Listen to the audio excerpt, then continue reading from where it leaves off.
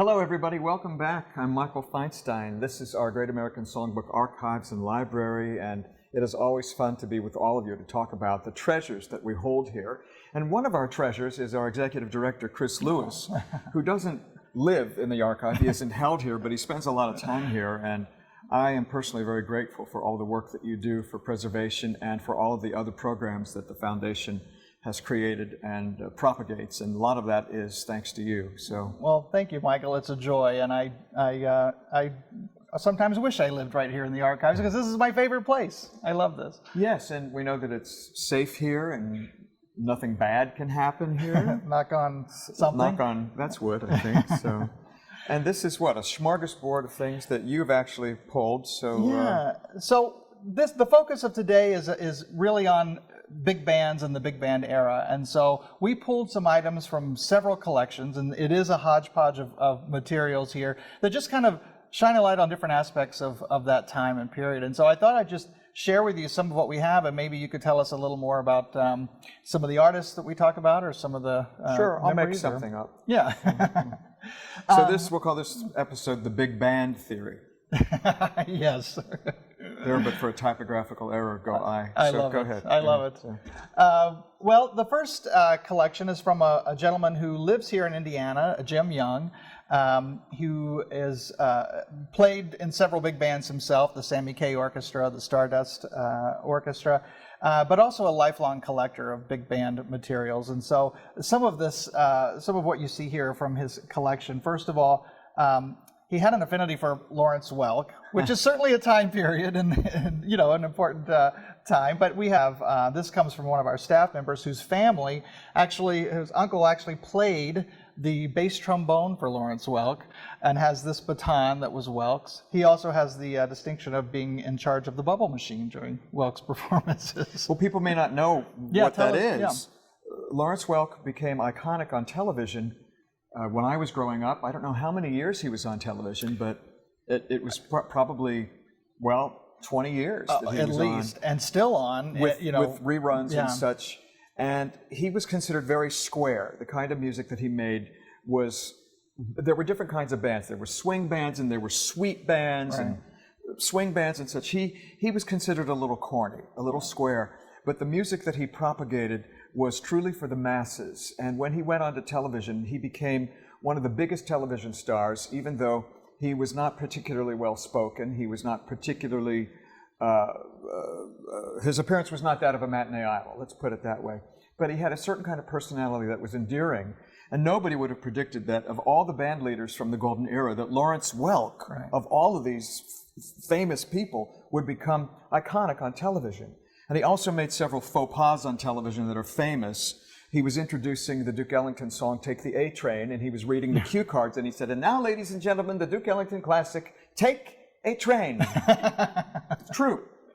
The other one that's absolutely true, because it was told to me by Dick Dale, who sang on the show, he was introducing a wartime medley. He said, and now a medley of songs, reading the cue cards, now a medley of songs from World War I. So that's Lawrence Welk, and we have some of his memorabilia. And he introduced many people, including myself, to many of the great songs that have endured in popularity. So it's nice to have these things. Yeah, well, his shows sometimes would be themed, right? Like there were nights dedicated to composers, to different events. It was World War II or and the bubble machine. His trademark was his theme song was a piece called "Bubbles in the Wine." Lyrics by Frank Lesser. I don't remember who wrote the music, but it went da-dum bum bum, yum-ba-dum-ba-dum-ba-dum-ba-dum-ba-dum. And while the orchestra played that theme at the beginning and ending of their live appearances and on television, there were bubbles. And when he toured, it was very important that the bubble machine be maintained and working, because that became part of his trademark. So this is a score that relates to Lawrence Welk. It's actually orchestrated by a man named Ralph Herman, and it's called Big Band Sounds. And it's a medley of theme songs of many of the great big bands. This comes from the Newton Whalen collection, and here's the Lawrence Welk name as they go into his theme song.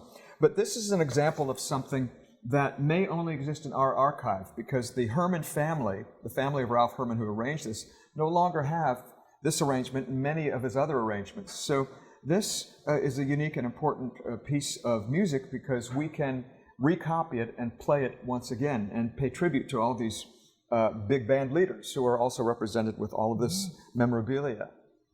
Great. These are fun here. These are dance cards, and this is also from Mr. Young's collection. And these are little snapshots in history. These are mostly from the 50s. And, you know, someone likened it to Bridgerton, which is on now, where you had dance cards and you write your dance partners down. And each of the dances had a theme, as you can see up in Central Park. But among all the other interesting facts in there, I love seeing who the bands were that played for these proms and dances. Yes, they're quite remarkable. I mean, there's Tommy Dorsey, Louis Armstrong, and Harry James. Yes, these were big, big stars. The big bands were the way that most people received and knew American popular song.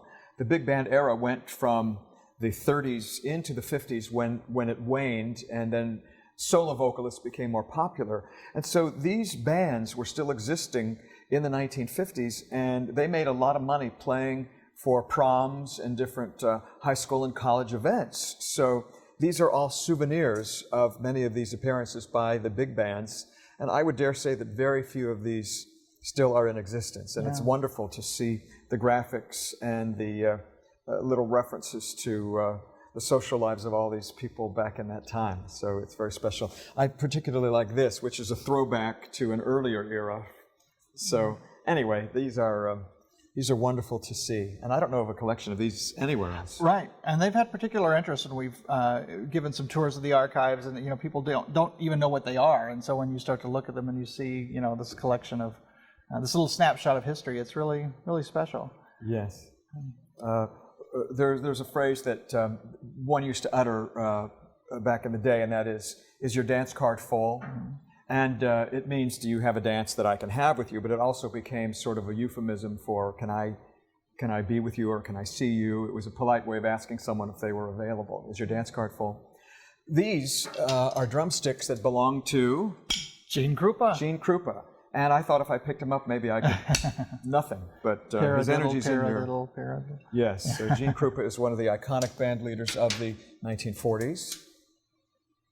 And where did this come from? It's Jimmy Durante's hat. I think this is from the Steve Madrick collection, who we'll talk Steve about. Madrick, yes. Yeah, Steve Madrick played, I believe, for Jimmy Durante for something, and then was given a hat. Jimmy Durante was one of the great iconic entertainers of the 30s, 40s, 50s, 60s. Yet he started his life as a pianist and a jazz band leader back in the teens and 20s. So most people don't know that he was actually a musician before he became a comedian. And the hat that he wore was part of his trademark, as was his schnoz, as he called it. And his theme song was a song called Inka Dinka Doo, which he wrote. And Durante had a great sense of humor. When he was appearing in New York at the Copacabana Club, he comes on stage and opens with the most popular song of that time. On a clear day, rise and look around you, and you'll see. And he goes, stop the music, stop the music. Why should I make this song a hit? That was Jimmy Durante. And this. I love it. So this is from the collection of a man named Steve Madrick. Steve played in many big bands, including Glenn Miller. He played for the Les Brown orchestra, and became lifelong friends with the girl singer of that band, who was Doris Ann Kappelhoff. Doris Day, whom I met shortly before her passing. And this is a link to the entire big band era, because when you talk about Les Brown and Sammy Kaye and Glenn Miller, we're talking about the finest that music could offer at that time. The last band that Glenn Miller led was the Army Air Force Band, and this was a posthumous collection made of Miller's recordings later.